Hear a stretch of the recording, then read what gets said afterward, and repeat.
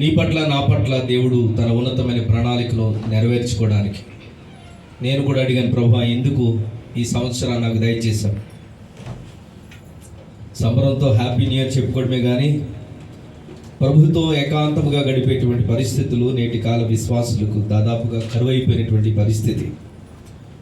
ఎవరికి వారమే మనము ప్రభును అడగాలి, ప్రభువా ఎందుకు నన్ను బ్రతికించావు.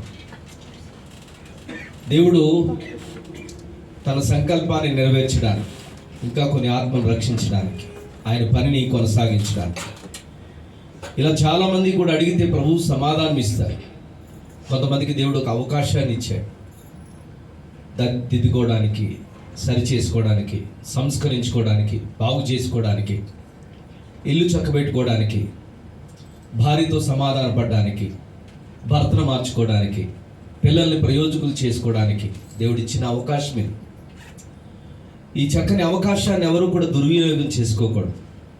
దేవుడిచ్చిన ఈ యొక్క మంచి ఈ కృపా సంవత్సరం గ్రేస్, మన పీరియడ్ అయిపోయింది, మన సంవత్సర కాలం ఆయుష్కాలం అయిపోయింది. గ్రేస్ పీరియడ్ ఇది, కృపా సంవత్సరం నీకు ఇది. కాబట్టి ఇక పాతకాలపు ఆలోచనలు, పాతకాలపు బ్రతుకు, ఆ బురద జీవితం విడిచిపెట్టి ప్రభుకు నువ్వు సరెండర్ అవ్వాలి. అది ఈ సంవత్సరం. మీ పక్కోళ్ళతో చెప్పండి, ఇది కృపా సంవత్సరం అని. ఇలా మీ పక్కోళ్ళతో వందనాలు చెప్పండి, పక్కోళ్ళతో చెప్పండి అంటే ఒక ఆవిడ లేచానికి వెళ్ళిపోతుంది. ఏమ్మా అన్నాను, ఆవిడకి నాకు పడదండే, ఈవిడికి పడదంట. ఎక్కడ? సంఘంలో. ప్రియమైన బిడ్డలారా, ఈ శ్రేష్టమైన సమయంలో మరి ఈ దేశానికి వచ్చినప్పుడల్లా నాకు చాలామంది అన్నీలు, నేను చాలా చిన్నోడిని, నాకు ఒక పెద్ద అన్నయ్య అని అనాలి. అయ్యగారిని అలా పిలవచ్చో పిలవకూడదు, కానీ అపోస్తలుడు దేవుని చేత అభిషేకించబడి అపారమైన అనుభవంతో ఈ దేశంలో పరిచయం చేస్తున్నటువంటి దాసులు నన్ను సోదరుడిగా ప్రేమించేటువంటి మంచి కుటుంబాన్ని, అమ్మగారు అల్లిసమ్మ గారికి, అయ్యగారికి, నా కుటుంబం తరపున, సంఘం తరపున హృదయపూర్వకమైనటువంటి వందనాలు, కృతజ్ఞతలు. ఈ సంఘానికి నేను కృతజ్ఞుడిని. అది మీకు తెలుసు, చాలామందికి నాకు తెలుసు. మేము ఎప్పుడు కూడా ఈ సంఘం కొరకు ప్రతినిత్యము ప్రార్థన చేస్తూ ఉన్నాం. ఈ సంఘంలో చాలామందికి నేను రుణస్తున్నై ఉన్నాను, ప్రార్థన రుణస్తున్నై ఉన్నాను. తప్పనిసరిగా మీ అందరి కొరకు ప్రార్థన చేస్తూ ఉన్నాను. సంఘ పెద్దలకు, అలాగే సహాయ కాపరి కమలరాజు గారికి, అలాగే దేశానికి నేను 3వ పర్యాయం వచ్చినప్పుడు నన్ను చేర్చుకుని నాకు కంఫర్ట్ ఇచ్చినటువంటి అన్న సుధాకర్ గారికి, ఇక్కడ ఉన్న అశోక్ అన్న, వీళ్ళందరికీ కూడా నా హృదయపూర్వకమైన వందనాలు. శ్రీనాన్న, వీళ్ళందరికీ, అనిల్ గారికి, అలాగే నాకు ఆతిథ్యం ఇచ్చినటువంటి మా ప్రియ సహోదరి సిస్టర్ ఇక్కడ తరంగణి అనే సుధా సిస్టర్ గారికి వందనాలు తెలియపరుస్తూ ఉన్నాను. నన్ను ప్రేమించిన వారందరికీ కూడా హృదయపూర్వక వందనాలు తెలియపరుస్తున్నాను. వందనాలు చెప్పేంటమ్మా, నాది మీ దేశమే, మనందరిది ఒకే దేశం. మనందరము కూడా ప్రభు బలలో పాలు పంచుకోబోతున్నాం. ఇవ్వబడినటువంటి సమయంను బట్టి ఈ రోజున ఒకసారి మనం పరిశీలించుకో. సెల్ఫ్ చెకింగ్ అనేది చాలా అవసరం. అందరినీ చూస్తాం, ఆడొచ్చాడు, ఈడొచ్చాడు, ఆడు ఎలా వచ్చాడు, అందరినీ చూస్తాం, కానీ అసలు నేనేంటి, నా జీవిత విధానం ఏంటి, నా ఆధ్యాత్మికమైన జీవితంలో ఏమైనా పరిణితి సంపాదించానా? ఇంతకుముందు ఆ 2 నిమిషాల ప్రార్థన, ఇన్ని సంవత్సరాలు గడిచిపోయిన అదే 2 నిమిషాల ప్రార్థన. ఎప్పుడో ప్రత్యేక గాయకుడివి, సంవత్సరాలు గతించకపోతున్నా ఇంకా ప్రత్యేక పాట గురించే ఆరాటం కాదు. నీ ఆధ్యాత్మికమైన స్థితిలో పరిణితి కావాలి. నువ్వు తప్పనిసరిగా ఒక ముందంజలోకి ఒక స్టెప్ ముందుకు వేయాలి. దేవుని స్తోత్రం కలుగును. తమ్ముడు పండు వందనాలు తెలియపరుస్తున్నాను. దేవుని స్తోత్రం. ఈ సమయంలో దేవుని యొక్క వాక్యం మనం ధ్యానం చేసుకుందాము. ఒక వ్యక్తిని గురించి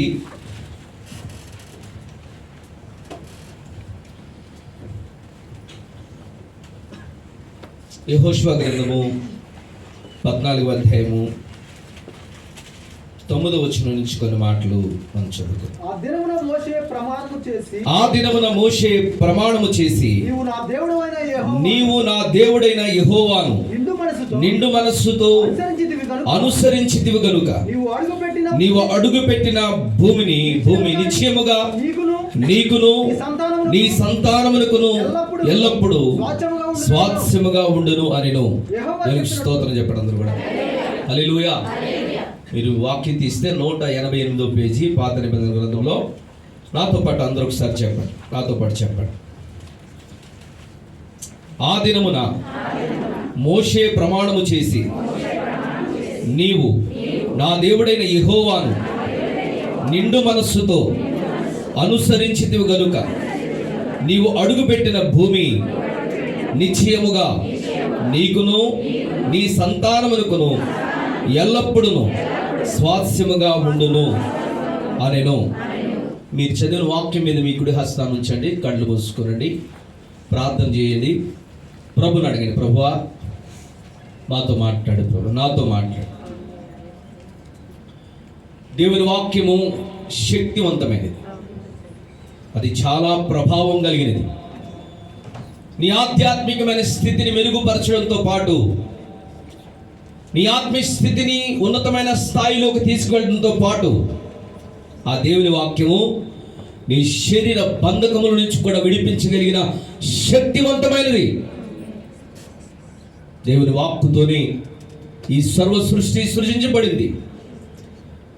శూన్యములో నిరాకారముగా ఉన్న భూమిని సుందరంగా సౌందర్యవంతంగా మార్చిన దేవుని వాక్కు, ఒకవేళ నీవు నిరాశలో ఉంటే, నిరాకారమైన పరిస్థితిలో ఉంటే, ఒక సుందరమైనటువంటి ఆకారముగా నిన్ను ఆశీర్వదించగలిగిన వాక్కు దేవుని వాక్కు.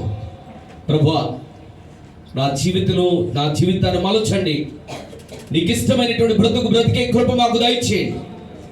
నీ వాక్యము చేత మమ్మల్ని కట్టండి, నీ పరలోక రాజ్యములకు మమ్మలను ఆయత్తపరచండి అని ప్రార్థన చేద్దాం. కృపాసక్తి సంపన్నుడైన తండ్రి, నీ నామములకు మహిమ చెల్లిస్తున్నాం. సంఘమును దీవించండి, ఆశీర్వదించండి, సంఘ సరిహద్దులు విశాలపరచండి. నాతో మాట్లాడు అని అడిగిన ప్రతి బిడ్డలతో మీరు మాట్లాడి, నీ దివ్యమైన వాక్కు చేత, నీ కృప ఆశీర్వాదము చేత నింపి బలపరచమని యేసుక్రీస్తు వారి ప్రశస్త నామములో ప్రార్థించి అడుగుచున్నాము తండ్రి, ఆమేన్. ప్రియమైన దేవుని బిడ్డలారా,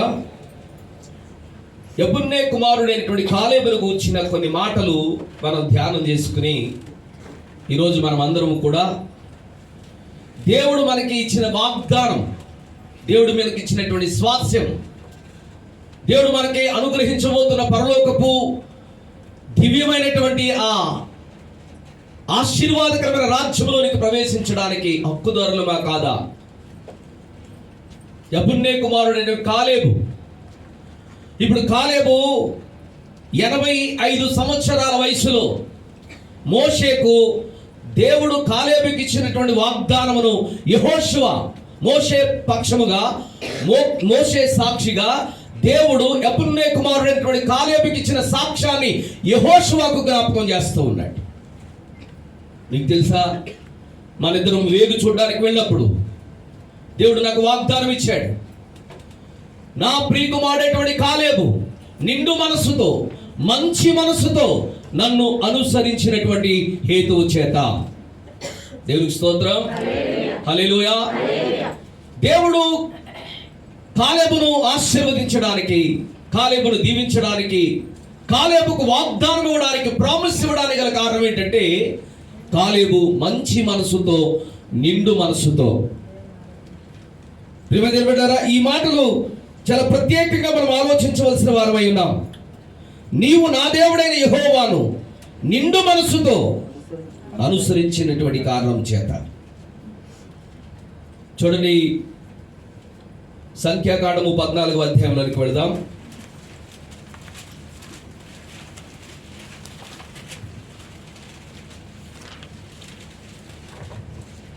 4వ వచనం, 14వ అధ్యాయం 4వ వచనం.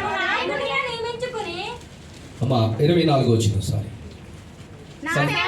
నా సేవకుడైన కాలేబు మంచి మనస్సు కలిగి పూర్ణ మనస్సుతో నన్ను అనుసరించినటువంటి హేతువు చేత అతడు పోయిన దేశంలో అతన్ని ప్రవేశపెట్టెదను.